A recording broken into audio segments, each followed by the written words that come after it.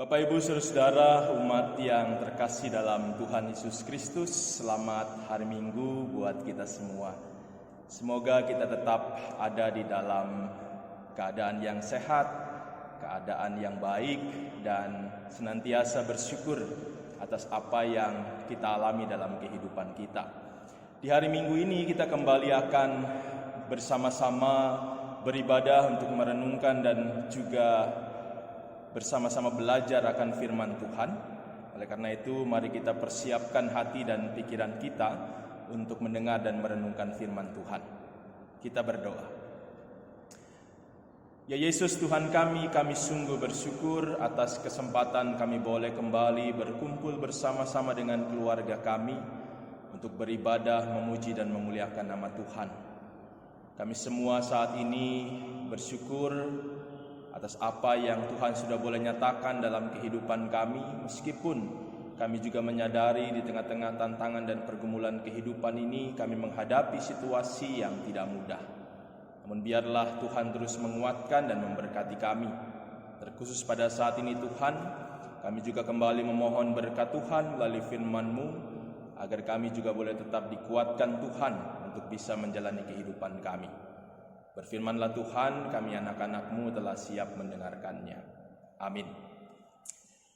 Bapak Ibu Saudara, pembacaan Alkitab di dalam ibadah hari Minggu ini diambil dari kitab Yoel pasal yang pertama, ayat 1 sampai ayat yang ke-12. Saya akan membacakan bagian firman Tuhan ini. Firman Tuhan yang datang kepada Yoel bin Petuel. Dengarlah ini hai para tua-tua, pasanglah telinga, hai seluruh penduduk negeri. Pernahkah terjadi seperti ini dalam zamanmu atau dalam zaman nenek moyangmu? Ceritakanlah tentang itu kepada anak-anakmu dan biarlah anak-anakmu menceritakannya kepada anak-anak mereka dan anak-anak mereka kepada angkatan yang kemudian. Apa yang ditinggalkan belalang pengerit telah dimakan belalang pindahan. Apa yang ditinggalkan belalang pindahan telah dimakan belalang pelompat. Dan apa yang ditinggalkan belalang pelompat telah dimakan belalang pelahap. Bangunlah hai pemabuk dan menangislah. Merataplah hai semua peminum anggur karena anggur baru, sebab sudah dirampas dari mulutmu anggur itu. Sebab maju menyerang negeriku suatu bangsa yang kuat dan tidak terbilang banyaknya. Giginya bagaikan gigi singa dan taringnya bagaikan taring singa betina. Telah dibuatnya pohon anggurku menjadi musnah dan pohon araku menjadi buntung. Dikelupasnya kulitnya sama sekali dan dilemparkannya sehingga carang-carangnya menjadi putih. Merataplah seperti anak dara yang berlilitkan kain kabung, karena mempelai kekasih masa mudanya. Korban sajian dan korban curahan sudah lenyap dan rumah Tuhan, dan berkabunglah para imam, yakni pelayan-pelayan Tuhan. Ladang sudah musnah, tanah berkabung, sebab gandum sudah musnah, buah anggur sudah kering, minyak sudah menipis. Para petani menjadi malu, tukang-tukang kebun anggur meratap karena gandum dan karena jelai, sebab sudah musnah panen ladang. Pohon anggur sudah kering dan pohon ara sudah merana. Pohon delima juga pohon korma dan pohon apel, segala pohon di padang sudah mengering. Sungguh, kegirangan melayu dari antara anak-anak manusia. Demikianlah pembacaan Alkitab. Yang berbahagia mereka yang senantiasa memelihara firman Tuhan dalam setiap langkah hidupnya. Terpujilah Yesus Kristus. Haleluya. Umat yang terkasih dalam Tuhan Yesus Kristus, kita semua tahu bahwa kita semua, dunia ini sedang mengalami sebuah wabah atau pandemi yang menakutkan banyak orang. Berakibat dan berdampak yang luar biasa buat semua sisi kehidupan manusia. Dan ini kita alami juga bersama-sama dalam kehidupan kita bersama. Namun tahukah kita bersama bahwa di tengah-tengah pandemi virus COVID-19 ini, ternyata di beberapa wilayah dunia atau di beberapa bagian dunia mengalami juga tantangan atau sebuah bencana yang lain selain COVID-19 ini. Bapak Ibu Saudara, di bulan April tahun 2020 ini di beberapa negara di wilayah Afrika Timur dan juga negara-negara sebagian di Asia Selatan seperti Pakistan terjadi serangan belalang yang sangat besar. Bapak Ibu bisa lihat beritanya di media-media online yang menceritakan bagaimana banyaknya belalang menyerang negara itu. Jumlahnya bukan cuma puluhan, ratusan, ribuan atau jutaan, tetapi dikatakan jumlahnya bisa miliaran.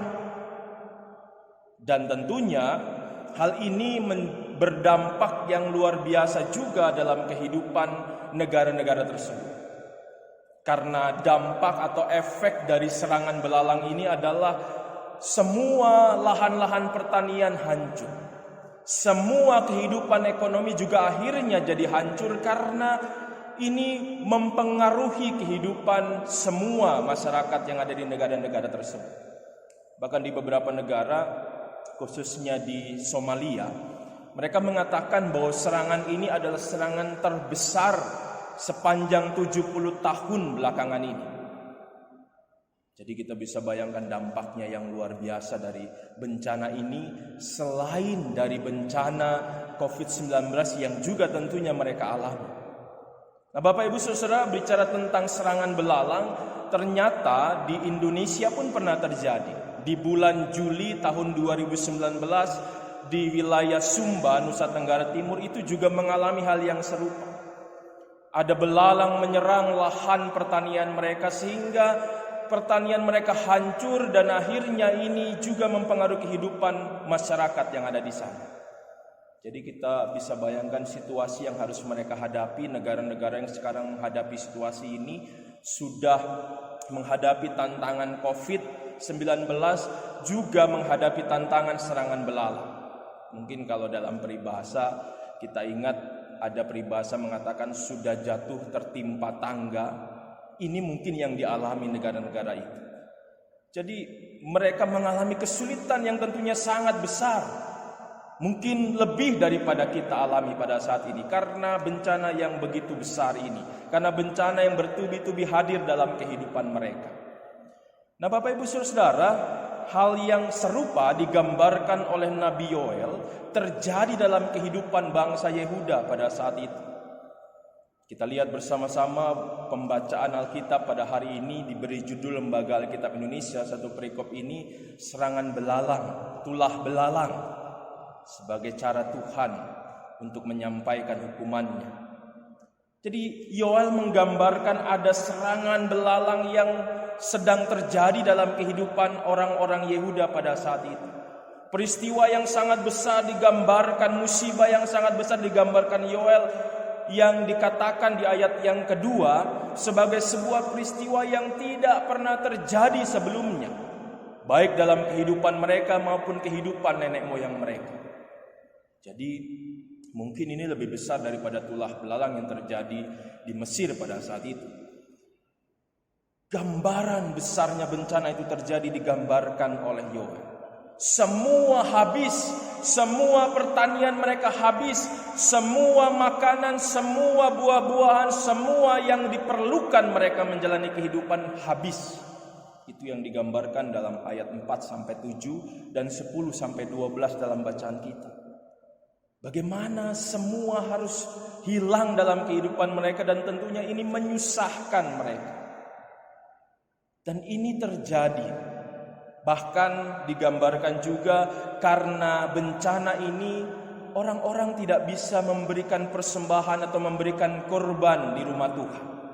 Ini membuktikan bahwa besarnya bencana yang sedang terjadi dalam kehidupan bangsa Yehuda pada saat itu. Mungkin kita bertanya-tanya, kenapa ini bisa terjadi? Kenapa bencana yang begitu besar terjadi kepada bangsa yang disebut sebagai umat pilihan Tuhan ini?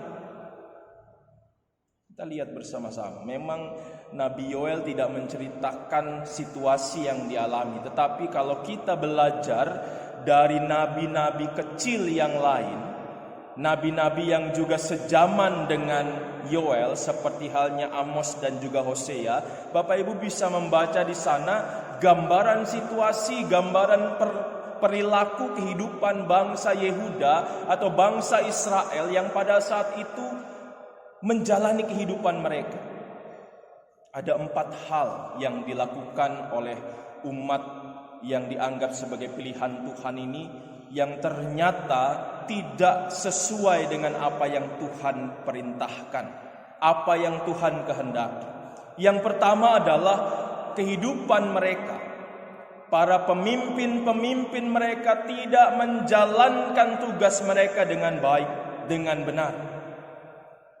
Sebagai seorang pemimpin, kita diberikan tanggung jawab. Kita diberikan wewenang untuk memimpin, mengatur segala sesuatu menjadi lebih baik. Dan tugas utama adalah mensejahterakan rakyat dan juga senantiasa melakukan atau memperjuangkan kepentingan rakyat atau kepentingan umum, bukan kepentingan pribadinya. Tapi yang terjadi waktu itu adalah para pemimpin-pemimpin tidak menjalankan itu. Yang terjadi dengan kuasa yang mereka miliki, dengan apa yang mereka punya, mereka semakin menindas rakyat, semakin menyusahkan rakyat pada saat itu. Jadi seharusnya mereka mensejahterakan, mereka malah menindas, mereka malah menyengsarakan. Itu yang dilakukan oleh pemimpin-pemimpin bangsa Yehuda pada saat itu. Selain itu juga dikatakan bahwa keadilan atau hukum tidak berjalan dengan baik. Yang terjadi adalah keadilan diabaikan. Tuhan selalu ingin berjuang untuk keadilan dan kebenaran. Tapi yang terjadi di tengah-tengah umat saat itu tidak seperti itu. Yang terjadi adalah keadilan diputar-balikan, keadilan lebih memihak kepada orang-orang yang punya kuasa, yang punya jabatan atau punya kekayaan. Mungkin serupa dengan istilah zaman sekarang atau zaman beberapa dekade ini, ada istilah yang muncul dalam kehidupan sehari-hari, yaitu hukum tidak membela yang benar tapi membela yang bayar. Meskipun ini tidak terjadi di semua hukum, tetapi ini yang menggambarkan sebagian hukum atau keadilan di negeri ini yang tidak dijalankan dengan baik. Dan itu yang terjadi dalam kehidupan bangsa Yehuda. Keadilan tidak berjalan dengan baik. Yang ketiga, di tengah-tengah situasi kesusahan yang terjadi di antara masyarakat, di antara rakyat, di antara bangsa itu, ternyata juga kehidupan mereka tidak menunjukkan sebagai orang-orang yang punya Tuhan, sebagai orang-orang yang diajar untuk mengasihi sesama mereka. Yang terjadi di sekitar mereka adalah ketidakpedulian terhadap sesama. Mereka enggak peduli ada orang yang susah. Mereka enggak peduli ada sahabat, ada teman, ada tetangga yang sedang kesusahan.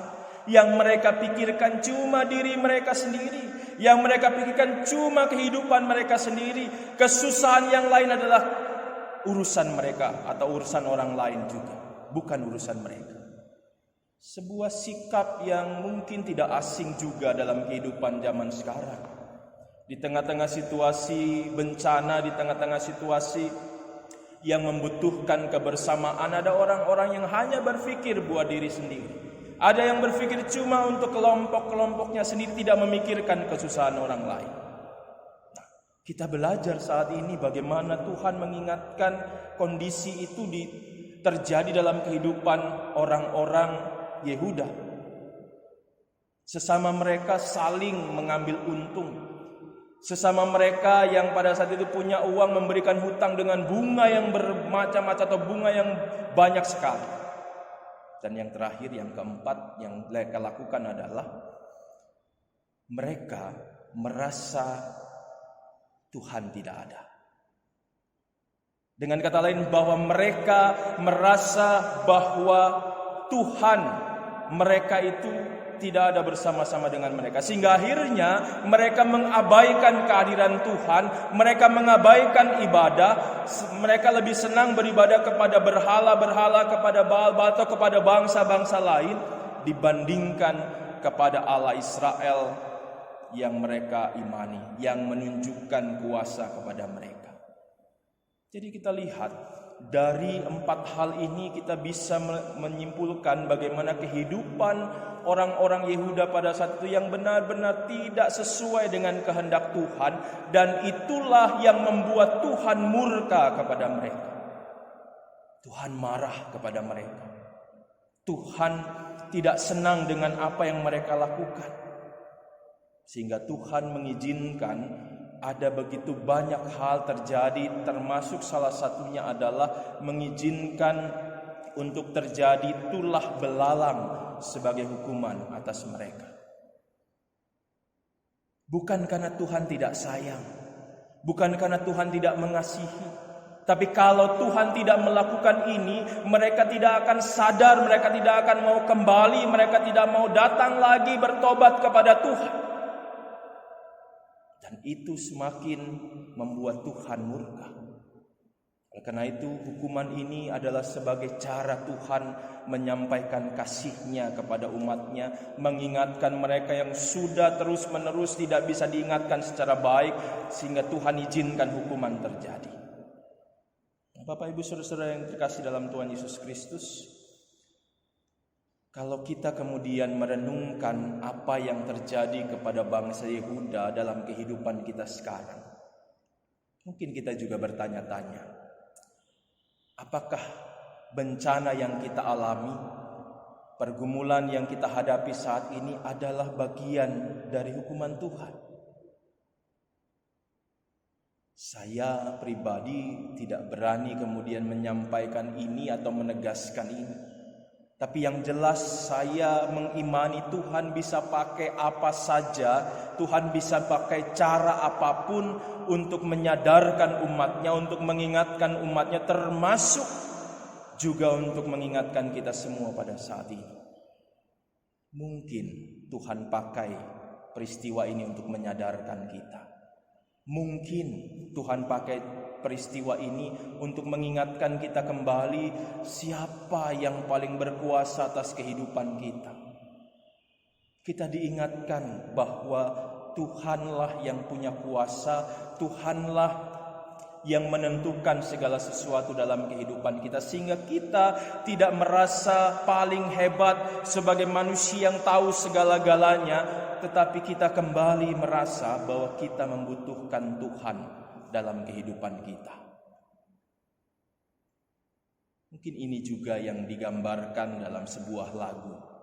Bapak Ibu pernah dengar sebuah lagu yang dinyanyikan oleh Ebit G. Ade yang judulnya Berita Kepada Kawan. Saya akan nyanyikan bagian refnya untuk kita semua. Barangkali di sana ada jawabnya, mengapa di tanahku terjadi bencana?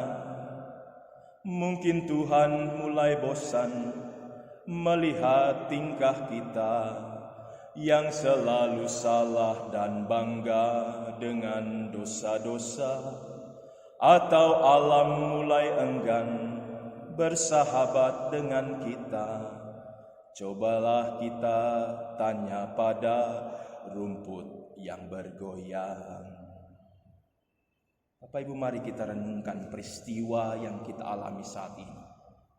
Mari bersama kita renungkan juga apa yang sudah kita lakukan dalam kehidupan kita, sehingga kita bisa memahami betul apa maksud dan rencana Tuhan dalam setiap langkah kehidupan kita. Tuhan tetap memberkati, Tuhan tetap mengasihi, Tuhan tetap menguatkan kita semua. Percayalah kepada Tuhan, datanglah kepada Tuhan, serahkan semua hanya kepada Tuhan.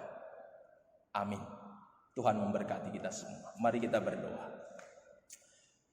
Tuhan Yesus, kami bersyukur atas firman yang sudah Engkau nyatakan bagi kami. Meskipun tidak mudah untuk kami memahami, tetapi kami diingatkan satu hal, bahwa Engkaulah pemilik hidup kami yang menentukan segala sesuatu dalam hidup kami. Oleh karena itu kami juga diingatkan untuk tetap mau datang kepadamu, untuk tetap mau berserah kepadamu, untuk terus beriman kepada Tuhan dalam kehidupan kami. Tolonglah kami ya Tuhan, untuk senantiasa beriman dan berharap taat dan setia kepada Tuhan, dan kami menjalani hidup kami sesuai dengan kehendak Tuhan. Dan kami memohon senantiasa Tuhan memulihkan keadaan kami semua. Kami percayakan kembali hidup kami Tuhan kepadamu. Engkau mengenal, Engkau memahami kehidupan kami, apa yang kami alami, apa yang kami gumuli, dan apa juga yang kami rencanakan. Kami menyerahkan semua hanya kepadamu. Biar Engkau memberikan yang terbaik bagi kami semua, dan kami pun boleh terus merasakan kehadiran Tuhan dalam hidup kami.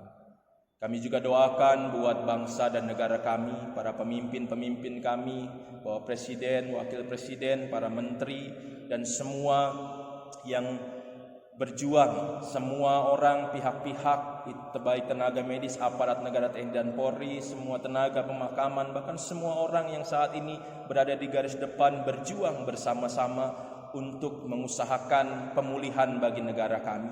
Tuhan tolong mereka, Tuhan lindungi mereka dan keluarga mereka juga, sehingga mereka pun bisa senantiasa bersama-sama dengan kami sebagai warga negara, bisa bersama-sama berjuang untuk pemulihan bagi negara kami bahkan dunia. Kami juga memohon agar kami juga diberikan hikmat untuk kami bijaksana menjalani kehidupan, untuk kami juga mengikuti arahan anjuran pemerintah, sehingga sebagai warga negara kami pun bisa mendukung, mensupport pemerintah kami. Kami mohon juga berkat Tuhan bagi gereja-gereja Tuhan dimanapun berada. Tuhan memberkati semua gereja Tuhan.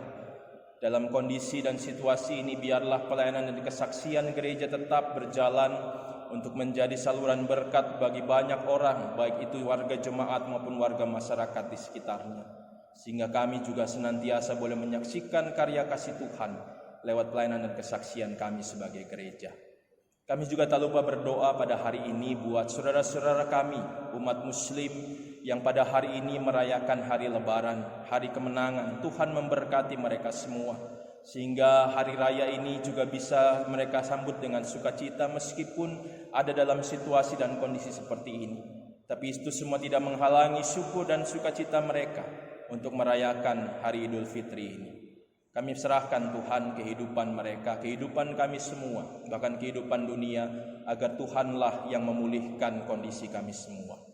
Inilah doa kami Tuhan, permohonan kami berserah diri hanya ke dalam tangan kasih-Mu, Tuhan Yesus Kristus, Tuhan dan Juru Selamat kami yang hidup. Amin. Selamat hari Minggu, Tuhan memberkati kita semua.